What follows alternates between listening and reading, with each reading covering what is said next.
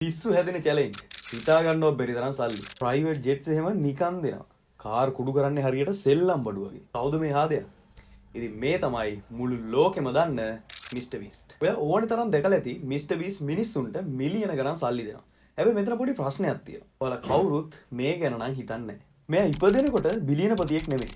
මෙයාට උදව් කරන්න කවුරුත් හිටියෙත් නැහැ. ඉතින් හිතන්නකෝ සල්ලිත් නැති, දේපලත් නැති සාමාන්‍ය කොල්ලෙක් කොහොමද ලෝකෙින් බලවත්ම කන්ටෙන්ට් ක්‍රියේටර් උනේ? සල්ලි එයාගේ පළවෙනි අරමුණ නෙමෙයි. එයාගේ අරමුණ ඊටත් වඩා සෑහෙන්න ලොකු එකක්.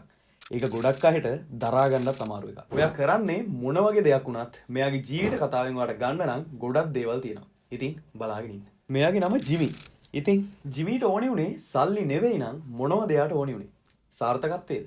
නෑ නෑ. ඊටත් වඩා කැපකිරීම කරන්න වෙන, සෑහෙන ලොකු රිස්කයක් ගන්න වෙන, ලේසියෙන් කෙනෙක්ට ලබා ගන්න බැරි දෙයක්.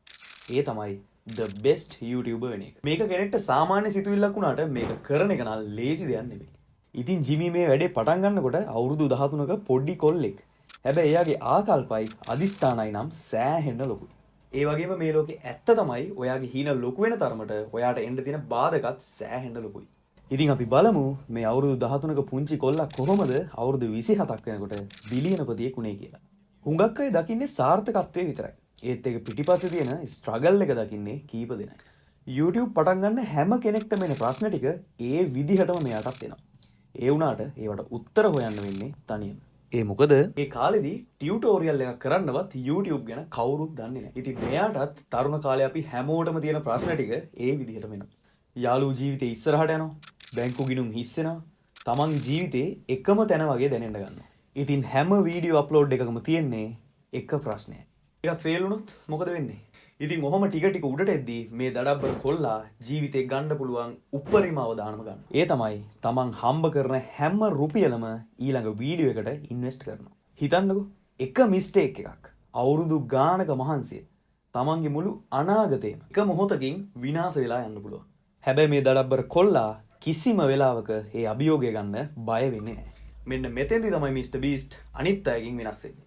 90%ක්ම මේ රිස්ක් එක ගන්නෙ නැහැ. හැබැයි මේ දඩබ්බර කොල්ලා කවදාවත් මේ රිස්ක් එක ගන්න බය වුණේ නැහැ. එයාට තිබුණා රිස්ක් එකක් නොගෙන හෙමීට දියුණු වෙන්න. ඒත් සල්ලි ඉතුරු කරනවා වෙනුවට එයා ඉන්වෙස්ට් කරා. හෙමින් දියුණු වෙනව වෙනුවට ලොකු දේවල් කරා. ඉතින් දවසින් දවස එයා ඉස්සරහට ආවා. හැම වීඩියෝ එකක්ම විශාල ආදායමක් ගෙනල්ලා දුන්නා. ඉතින් පරාද වෙන්න තිබුණ බයට එයාව නතර කරන්න බැරි වුණා. ඒකෙන් උනේ එයා තවත් ශක්තිමත් උනේ. මානසික පීඩනයටත් බැරි වුණා එයාව වටන්න.